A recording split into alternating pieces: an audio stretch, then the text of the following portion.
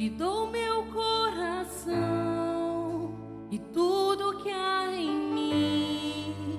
Entrego meu viver por amor a ti, meu rei. Meus sonhos rendo a ti e os meus direitos dou. O orgulho eu vou trocar pela vida do Senhor. E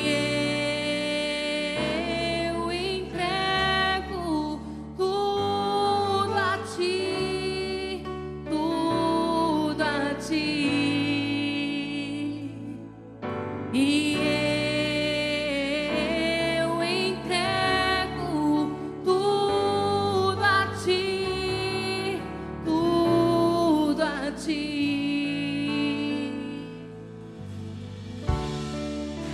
Eu canto esta canção de entrega a ti, Jesus, e o que o mundo dá eu deixo aos pés da cruz, e conhecer a ti, a teu nome dar louvor, sentir tua alegria, partilhando tua dor. E eu entrego tudo a ti, tudo a ti. E eu entrego tudo a ti, tudo a ti.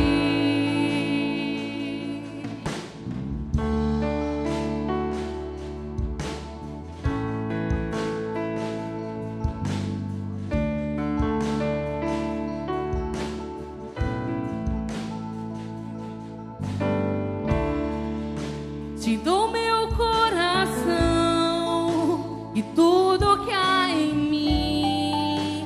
Entrego meu viver por amor a ti, meu rei. Meus sonhos rendo a ti e os meus direitos dou. O orgulho eu vou trocar pela vida do Senhor. E eu entrego tudo a ti,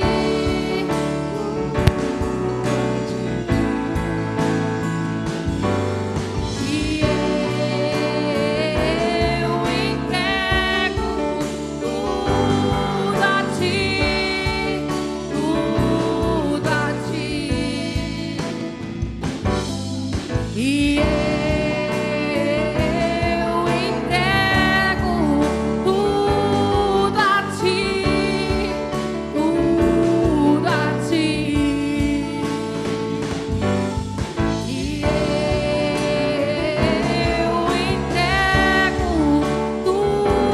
a ti, tudo a ti.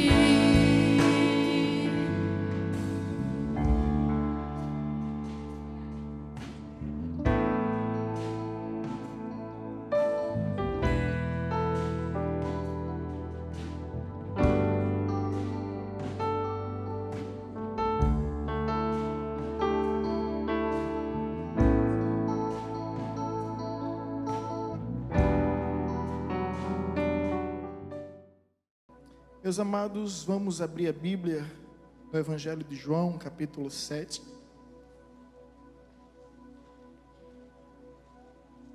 Evangelho de João, capítulo 7.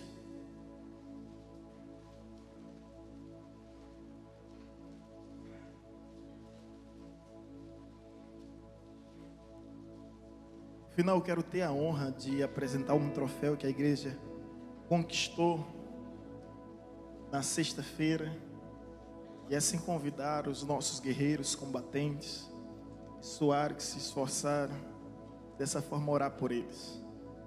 Pastor Rodolfo e a missionária Vanessa me lembra, tá? Mais um para a nossa coleção, está ali na Secretaria de Troféus. Tem vários os campeonatos que os meninos têm participado. Igual disse que se eu perder 40 quilos, e correr uns 20 quilômetros, eu posso ser escalado nesse time.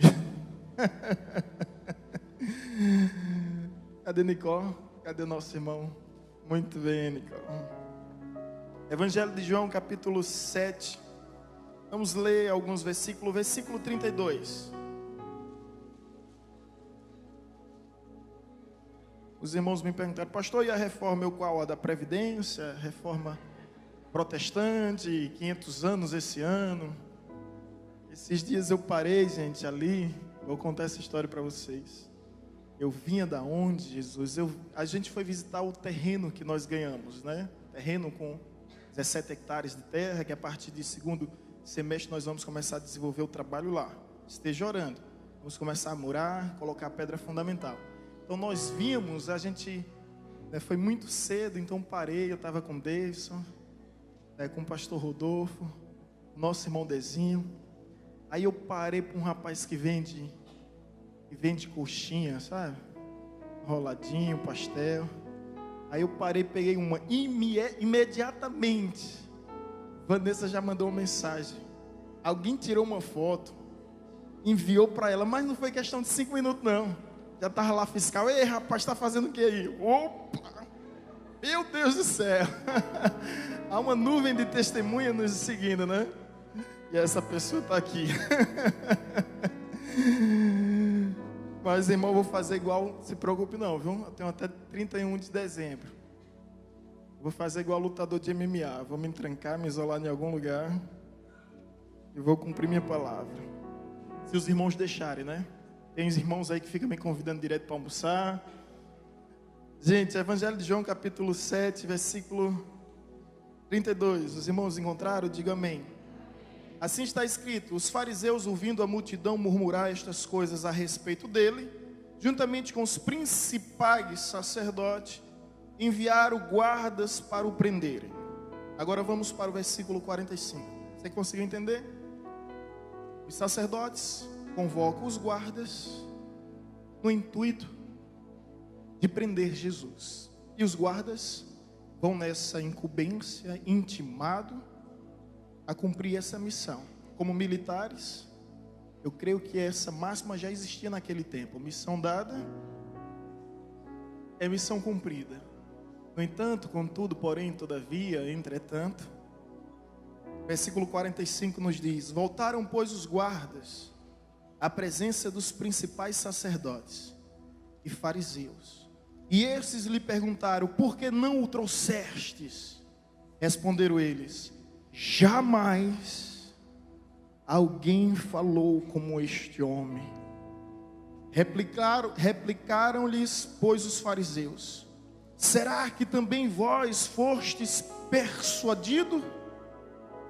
Porventura creu nele alguém dentre as autoridades, ou algum dos fariseus? Pai, em nome de Jesus, nós rogamos a iluminação por intermédio da revelação da Tua Palavra, para sermos bem-sucedidos na transmissão e na exposição de tudo que está escrito, e que através do Teu Espírito Santo é que veio a ser escrito. E nós rogamos que esta palavra venha resplandecendo em nossas vidas, com toda unção, com toda graça, com todo poder e com toda a autoridade. Em nome de Jesus. Amém. Eu creio que você entendeu a história aqui. A história é que os fariseus pegam uma escolta de soldados, uma legião de guerreiros, e dá a ele uma intimação, uma incumbência. Vão até Jesus, e assim eles interpretavam como um agitador, um baderneiro. Vão até Jesus e prendem esse homem que está causando um deveras transtorno. Esse homem está ameaçando a nossa religião. A qualquer momento podemos entrar em plena extinção se esse homem permanecer. Os soldados vão com todo ímpeto, com todo afinco, com todo empenho, posso imaginar, com essa plena convicção. Todavia, ao se aproximarem, eles não conseguem prender Jesus, não conseguem capturar Jesus, não conseguem aprisionar Jesus.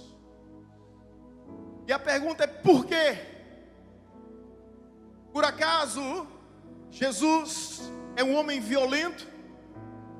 Por acaso Jesus é um guerrilheiro? Por acaso Jesus está acompanhado de um exército para lhe defender ou para lhe proteger? Por acaso Jesus tem uma escolta, tem guardas, costas ou segurança à sua disposição? Evidentemente que não. Mas eles voltam frustrados, decepcionados, arrasados em sua missão. Mas diante da interrogação dos religiosos: por que vocês não trouxeram Jesus? Eles respondem: porque jamais alguém falou como este homem. Eles ficam impressionados, perplexos, atônitos, extasiados com as palavras de Cristo, de modo que eles agora esquecem o compromisso principal a ser cumprido, a tarefa que lhe foi confiada. Porque diante de Cristo Jesus, diante das suas palavras essas, irmãos, onde a Bíblia diz que as grandes multidões se aglomeravam e se comprimiam para estar perto dele. E existem menções que nos dizem que passavam dias sem comer, somente para ouvir o som da sua voz. Os gregos atravessaram o mar Mediterrâneo para ouvi-lo. Um dia um discípulo de Jesus, o Pedro, disse: mestre, para onde iremos? Já que somente tu tens as palavras de vida eterna. Cansado do discurso religioso dos judeus, discurso filosófico dos gregos, discursos do direito dos romanos, saturado, enfadigado, exauridos, ele diz: Senhor, para onde iremos? Só tu tens as palavras. Que palavras são essas que transmitem vida? Mas não uma vida efêmera, não uma vida transitória, mas uma vida eterna. Eu digo isso com tamanha ênfase porque eu já me senti na situação desses soldados, com o coração ardendo, assim como os discípulos na estrada de Emaús. E quando Deus permite que a venda dos olhos caiam, eles percebem que aquele que andava com eles era um Jesus. Eles dizem um para o outro: é por isso que o nosso coração ardia enquanto ele falava. Eu não sei se você já teve essa sensação, meu irmão, mas o evangelho arde, aquece. Existe uma efervescência que nos move. Existe essa efervescência que nos inquieta, sabe? Que vai nos chacoalhando por dentro, ao ponto de sabermos que não é algo comum, não se trata de algo natural. É a palavra de Deus reverberando em nosso ser. Palavra essa que é viva, que é verdadeira, que é poderosa, que é eficaz, e mais eficaz do que uma espada de dois gumes, porque ela é capaz de chegar à divisão da alma, onde não há divã de psicanalistas, psicólogos e psiquiatras que possam ir. Ela faz uma ressonância do nosso ser. Ela nos averigua por dentro completamente. E ela é capaz de ir aonde ninguém mais consegue ir, aonde terapia não consegue ir. É por isso que os soldados vêm. Eu posso ficar imaginando, eu fico imaginando essa cena. E os fariseus o perguntam. Voltaram, pois, os guardas à presença dos principais sacerdotes e fariseus, e estes perguntaram: por que não lhe trouxeste? Responderam ele: jamais alguém falou como este homem. Jamais. E a minha pergunta nessa noite é: como era que Jesus falava?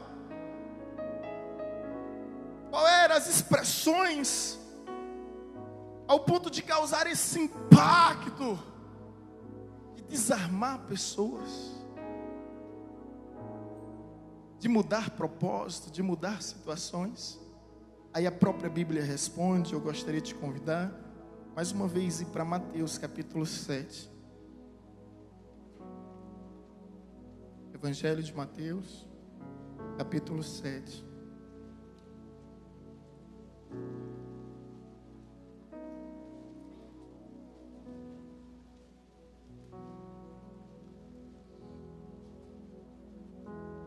Versículo 28 e 29.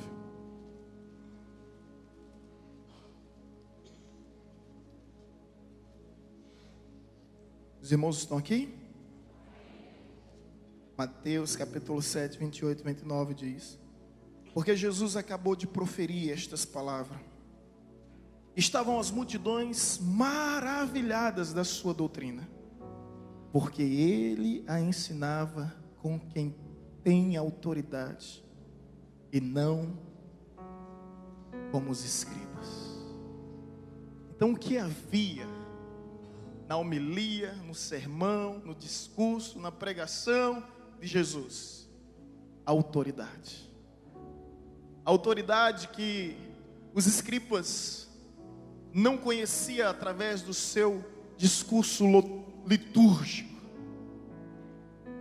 que os fariseus, saduceus e os religiosos não possuíam. O grande diferencial aqui é justamente a autoridade que Jesus tinha ao falar. E quando ele falava com tamanha autoridade. Sabe, querida, essa autoridade que mexe com a gente de uma forma única, de uma forma especial, como nenhum outro. Discursos bonitos encantam os ouvidos, mas somente quem fala com autoridade transforma vidas, transforma história, transforma situações. A autoridade não pode ser confundida com popularidade, com simpatia, carisma, eloquência ou oratória. Quando se fala de uma autoridade, fala de uma autoridade espiritual, e vai muito além dessas meras interpretações que nós podemos até produzir. Fala de uma autoridade específica.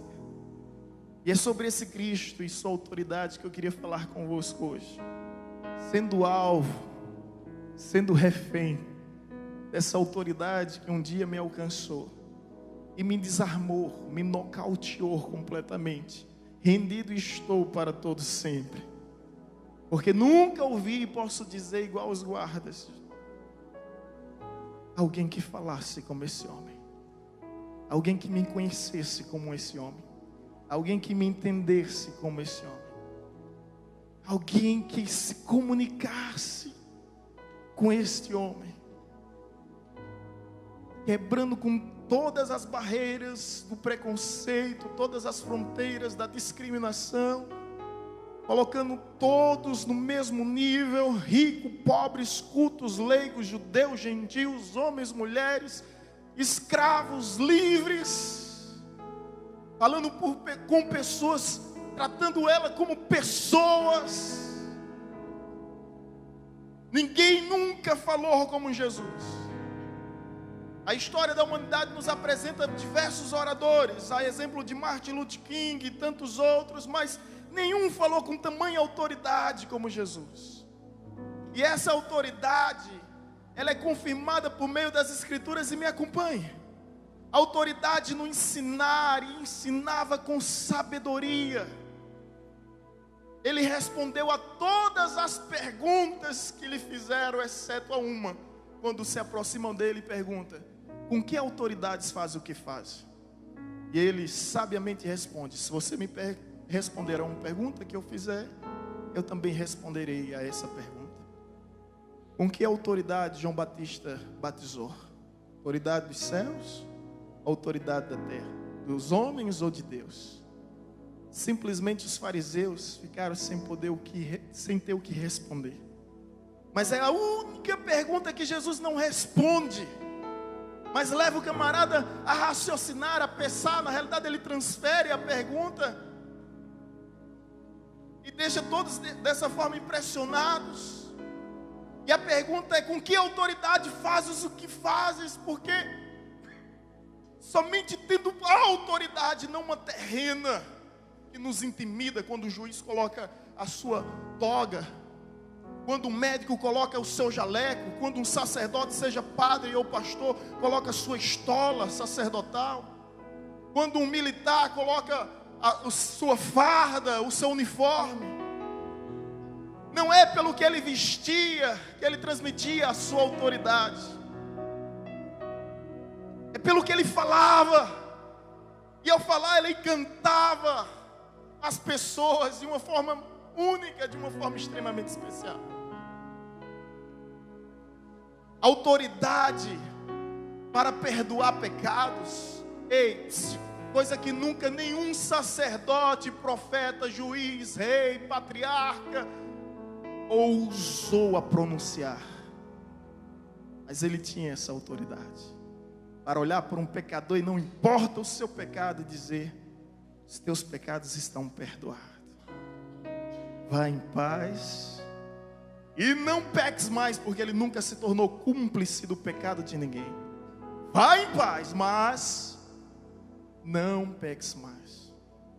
A autoridade para mudar vidas, para mudar histórias, como o caso de Levi, como o caso de Zaqueu, outrora publicanos. Após o encontro com Cristo, homens transformados. Autoridade para mudar casa, lares, famílias, situações. Autoridade sobre todo tipo de enfermidade, sobre toda sorte de doença. Basta somente uma palavra e a enfermidade deixar de existir. Os leprosos eram purificados, os cegos voltavam a ver, os surdos voltavam a ouvir, os coxos de nascença pulavam. Pulavam. Autoridade sobre o tempo, sobre a natureza, para transformar tempestade em bonança, e de uma maneira tal que os discípulos atônitos disseram: quem é este que até o vento, o mar, as ondas o obedecem? Andava com Jesus, mas ainda não conhecia Jesus. Talvez haja pessoas aqui no nosso meio, anda com Jesus, mas ainda não conhece Jesus. A autoridade é essa sobre a morte. Sobre a morte. Na ressurreição de Lázaro, ele diz simplesmente: Lázaro, vem para fora. E a Bíblia nos diz que Lázaro ouviu a sua voz e ressurgiu dos mortos. Depois de 4 dias, o seu corpo em estado de decomposição, putrefação. Mas escute, escute. Quando Jesus disse: Lázaro, vem para fora, não era para fora daquele sepulcro, daquele túmulo. Vai muito além. Aquela palavra não reverbera somente no túmulo, ela vai além, ela vai no submundo dos mortos e disse: Lázaro, vem. Eu posso imaginar a morte perdendo sua autoridade, porque um ser de maior autoridade, que representa a vida, disse: vem. Autoridade essa que faz com que Jesus vá à casa de Jairo, diante daquela menina que era sua filha, que estava morta, e ele diz: levanta-te e anda. Mas não era simplesmente levantar da cama, era levantar do óbito, era levantar dos mortos. Eu não sei exatamente onde aquela menina estava, mas quando Jesus diz: levanta-te, ela se levanta, porque Ele tem autoridade sobre a morte, autoridade sobre a natureza para transformar água em vinho, substâncias completamente antagônicas, distintas, mas apenas com o poder da sua palavra o milagre aconteceu. Autoridade para andar sobre as águas, desafiando todo o sentido da lógica e toda a lógica da física. Autoridade sobre os espíritos malignos. Quando Jesus vai à região de Gadara, vem do sepulcro um endemoniado e diz: o que queres comigo, filho de Deus? Ainda não é chegada a hora de nos atormentar. Eu acho isso lindo, sabe, gente? Essas expressões, ainda não é chegada a hora, não é chegado o tempo de nos atormentar, porque o diabo sabe, o inferno sabe que existe um tempo determinado onde Jesus vai atormentá-los. Sabe como isso vai ser? A Bíblia diz que Deus destruirá Satanás através do sopro da boca de Jesus. Vai deixar de existir principado, potestade, demônio, pombagira, preto velho, tranca-rua, enxucaveira, tudo que é inimigo, tudo que é capeta misturado com demônios vai cair por terra, apenas com a força do seu hálito, com o poder do seu sopro. E aí os demônios dizem: o que é que queres conosco, filho de Deus? Não sabes que ainda não é chegado o tempo de nos atormentar? Seu tempo já foi determinado. E Jesus simplesmente faz aquilo que ninguém conseguia fazer. Ele expulsa o demônio daquela vida oprimida. É sobre esse Cristo Jesus que eu quero falar. Sobre a autoridade que Ele tem no seu falar. E o seu falar é capaz de mudar situações, é capaz de mudar histórias. E eu creio que Jesus está falando hoje aqui. E nós podemos sentir a sua autoridade nesse lugar. A autoridade para mudar as nossas vidas, para mudar a nossa história. Em nome de Jesus. Eu fico a me perguntar: tudo bem, isso nós bem sabemos, que Jesus fez o que nunca ninguém fez, o que nunca ninguém vai fazer. Mas a pergunta é: como Jesus conseguiu fazer tudo isso? É o que interessa. Para sermos assim práticos, a Bíblia nos diz que Jesus conseguiu essa autoridade através da intimidade. Você quer ter autoridade? Aprenda a ter intimidade. A intimidade é uma virtude daquele que conhece. Para conhecer é necessário conviver. Jesus confiou a sua autoridade aos seus discípulos. Mas essa autoridade só vai ser vivenciada em nossa vida a partir do momento que nós tivermos intimidade com Ele. Sabe o que é que Ele nos diz a respeito disso? Aquele que crê em mim, obras maiores fará. Obras maiores farás. Ele deseja que nós venhamos como igreja fazer mais do que Ele já fez. Talvez alguém pergunte: mas por que isso não é possível? Por que isso não acontece? Porque falta justamente intimidade com Deus. Essa intimidade é adquirida por meio de um relacionamento vivo, intenso, verdadeiro, real. Por meio de uma convivência que gera um conhecimento. Jesus não precisava orar. Mas se você for perceber comigo, com muita atenção, Jesus está orando em todo tempo.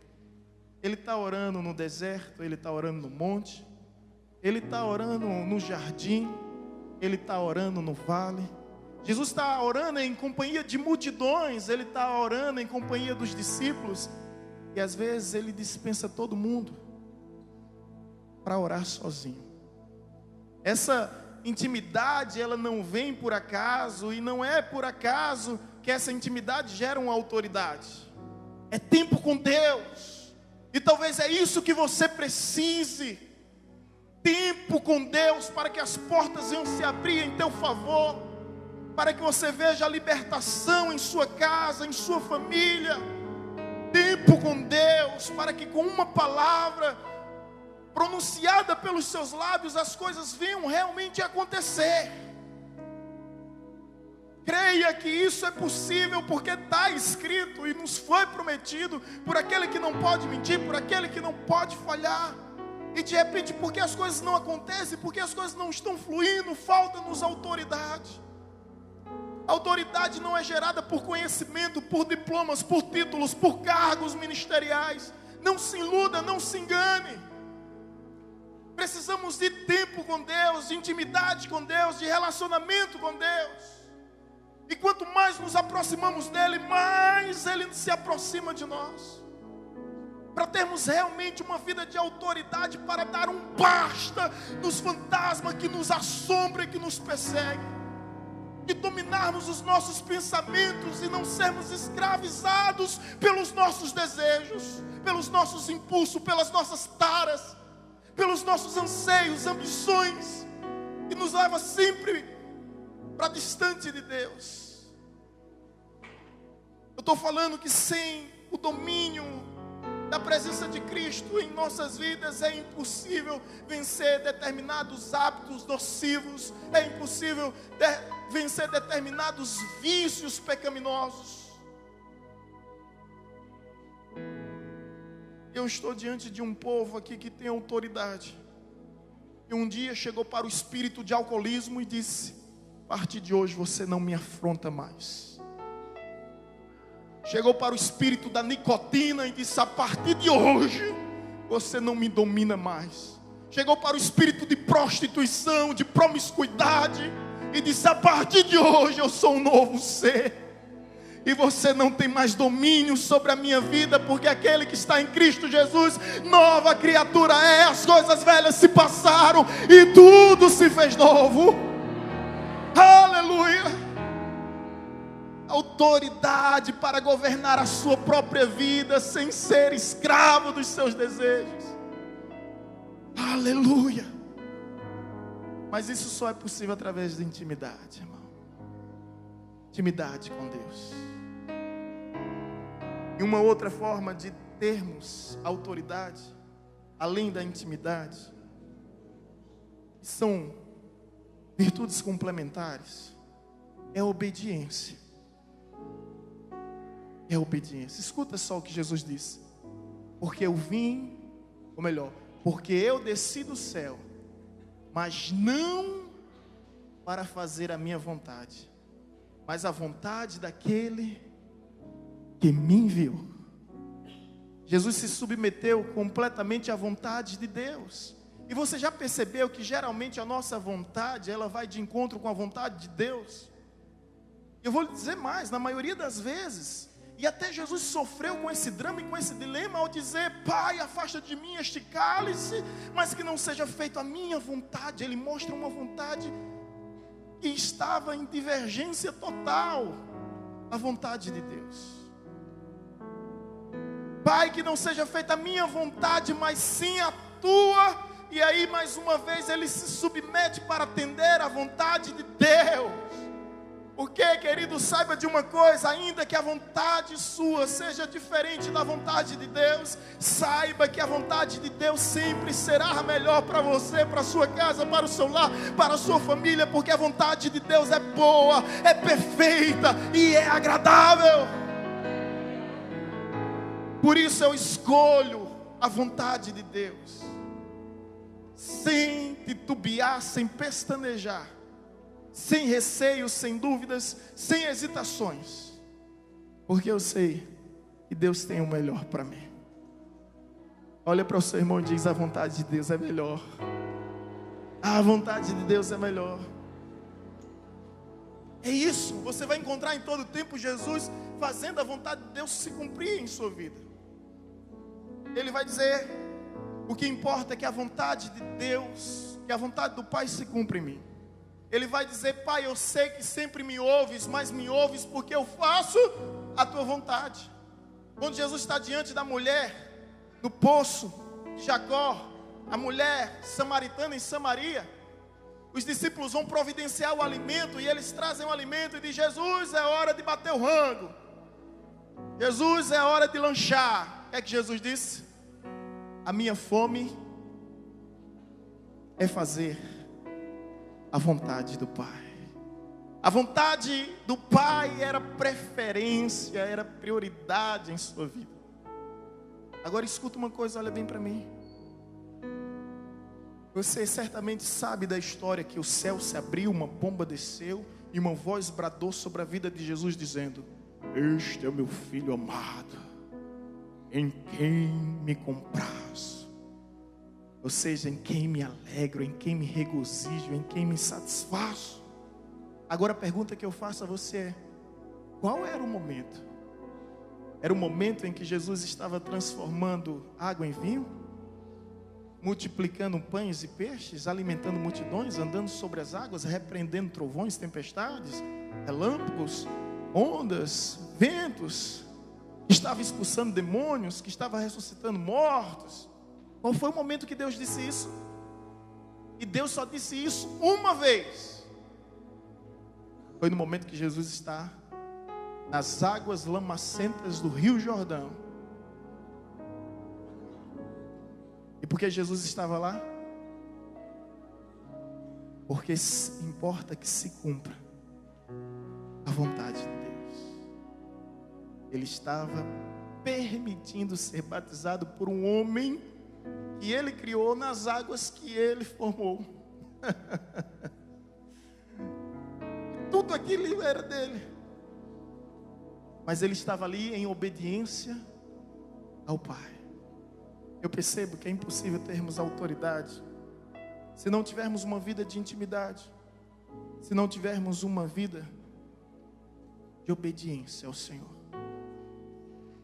E quando assim decidirmos viver totalmente, completamente para Deus, algumas coisas vão mudar. Algumas coisas vão ter que mudar, porque maior é o que está em nós do que o que está no mundo. E é essas palavras que me comovem. É por isso eu sou apaixonado por Jesus. Eu amo Jesus, porque ninguém falou e ninguém fala como Ele fala. Para onde eu irei, se só Tu tens as palavras de vida eterna? Só Tu tens as palavras de vida eterna. Só Tu és a vida eterna. Não temos para onde ir. É assim que eu me sinto. Sem opções, sem alternativa, mas ao mesmo tempo completamente satisfeito e realizado por ter escolhido a melhor parte. Estar com o mestre dos mestres, com aquele que olhou para os sedentos e disse: aquele que beber da água que eu lhe der jamais terá sede. E olhou para os famintos e disse: eu sou o pão vivo que desceu do céu para saciar a vossa fome. E olhou para os cansados e disse: vinde a mim todos os que estáis cansados e sobrecarregados, eu vos aliviarei. Que olhou para os oprimidos, enclausurados, aprisionados e disse: se o Filho do Homem vos libertar, verdadeiramente sereis livres. Olhou para os perdidos como um dia eu fui e disse: eu sou o caminho, a verdade e a vida. O caminho que conduz à verdade é a única verdade que gera vida. Aleluia! Aquele que olha para as nossas necessidades, sendo a resposta para as nossas indagações. Aquele que contempla as nossas enfermidades, sendo a cura para as nossas doenças, para as nossas mazelas, e não importa quais sejam elas. Ao longo dos anos eu tenho visto pessoas que foram até Jesus com um propósito, e ao ouvirem a sua voz, e ao ouvirem o Evangelho, foram totalmente transformadas, assim como esses soldados. Não sei se você já ouviu falar de Bartô. Eu fui em Caruaru no Desafio Jovem levar uma pessoa que estava com muito problema com as drogas, vivia uma abstinência terrível, crises de abstinência. E nós chegamos naquela cidade, eu conheci a história daquele homem. E ele me disse: pastor, eu fui para a igreja para assaltar a igreja. Você pode assistir o que eu estou lhe falando, colocando lá Bartô em Jô Soares. Acho que, não lembro o ano, mas coloca no YouTube, você vai ver. Eu fui para a igreja para assaltar a igreja. Os maiores marginais que viciou seu pai, que viciou sua mãe, dos maiores drogados que eu já ouvi falar. E quando eu sentei na igreja, esperando o momento oportuno para assaltar a igreja, acompanhado de 70 pessoas. Olha lá, eu vi o Evangelho, eu vi as palavras de autoridade de Cristo Jesus. Eu não me contive, eu chorei e me rendi, e desde então eu sirvo a esse Deus. Eu ouvi falar de pessoas que foram orientadas e instruídas pelos seus professores universitários, professores de faculdade.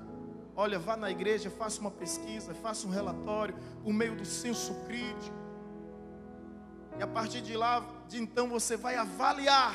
E essas pessoas vieram à igreja, céticas, agnósticas, sentaram aí onde vocês estão. Teve um que eu fiz a formatura dele na UNEB. Se eu entrei para lhe criticar, pastor, para criticar a igreja. Mas quando eu ouvi a mensagem do Evangelho com tamanha autoridade essa de Jesus, eu me converti naquele dia.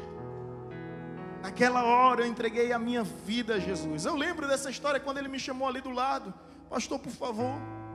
Eu disse, o que foi? Ele disse, ore por mim. Eu disse, oro. Você tem algum pedido específico? Eu quero ter fé e não consigo. Eu abracei ele.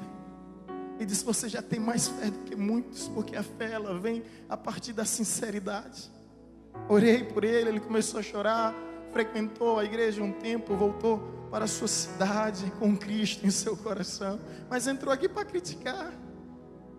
Conheço história de marmanjos que vieram a essa igreja atrás das menininhas de Jesus. Entrou na arapuca de Jeová. Porque ao chegarem aqui, encontrou Jesus das menininhas. E a partir de então se desarmaram. E voltaram para o lugar de onde vieram. E ao serem questionados, e aí, cadê a menina? Que menina? Essa menina que você foi buscar na igreja. Aí disse, na verdade eu vi o Evangelho. Eu vi a voz de Jesus naquele lugar e percebi que nunca ninguém falou como ele falou. Nunca ninguém falou como ele falou. Querido, eu não sei o que te trouxe aqui. Não sei o que te trouxe a este lugar.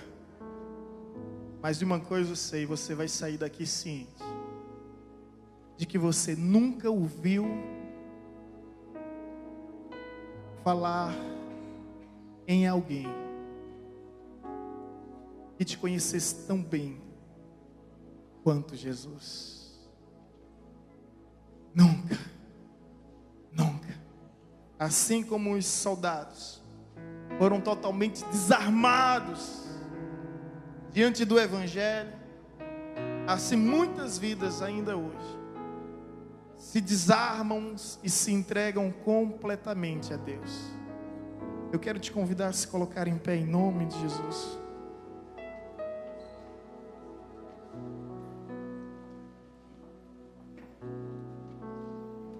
Aleluia. Coloca a mão no teu coração.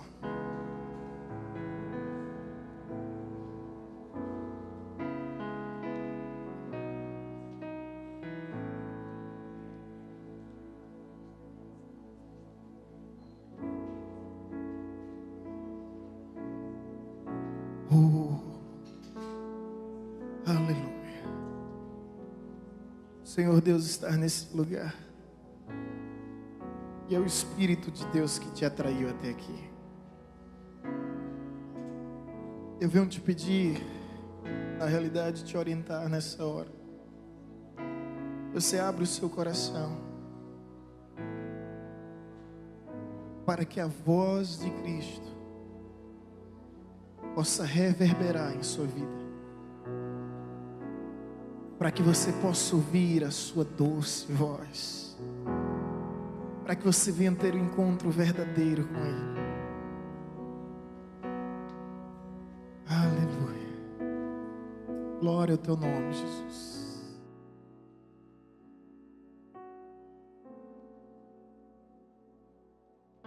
Quem é o homem que teve o poder de andar sobre o mar?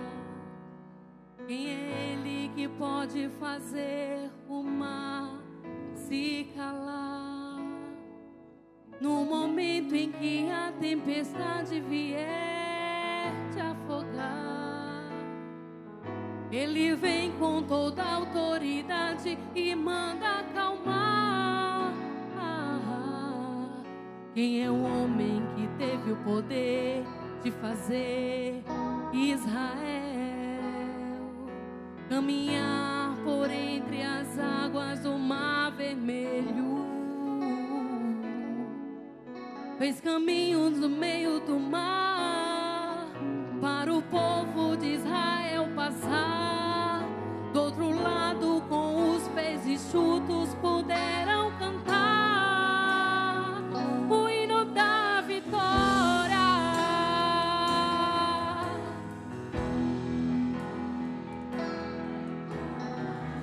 E não puder atravessar, chame este homem com fé. Só ele abre o mar. Não tenha medo, irmão. Se atrás vem Faraó, Deus vai te atravessar e você vai entoar o hino da vitória. Toda vez que o Mar Vermelho tiver que passar, chame logo este homem para te ajudar. É nas horas mais difíceis que ele mais te vê. Pode chamar este homem que ele tem poder. Se passares pelo fogo não vai te queimar. Se nas águas tu passares não vão te afogar. Faça como Israel que o mar atravessou, e no nome do Senhor o hino de vitória do outro lado cantou. Se estiver frente ao mar e não puder atravessar, chame este homem com fé. Só ele abre o mar. Não tenha medo, irmão. Se atrás vem Faraó, Deus vai te atravessar e você vai entoar o hino da vitória. Toda vez que o Mar Vermelho tiver que passar, Chame logo este homem para te ajudar. é nas horas das difíceis que ele mais te vê. Pode chamar este homem que ele tem poder. Se passares pelo fogo não vai te queimar. Se nas águas tu passares não vão te afogar. Faça como Israel que o mar atravessou, e no nome do Senhor o hino de vitória do outro lado cantou.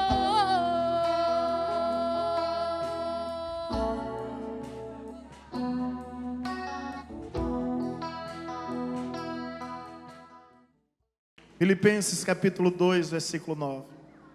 Porque Deus lhe deu um nome que está acima de todo nome, para que ao nome de Jesus se dobre todo joelho nos céus, na terra e debaixo da terra, e toda língua confesse que Jesus é o Senhor, para a glória de Deus. Aquele que apareceu aos discípulos assombrado com a cena da cruz. Ele apareceu em Mateus 28, 18 e disse: todo poder e toda autoridade foi me dada. A ele pertence toda autoridade, todo poder. Quando o apóstolo Paulo diz que todo joelho se dobrará no céu, eu fico imaginando essa cena. Ei, escute. Eu fico imaginando o arcanjo Miguel naquele dia, se curvando perante Jesus.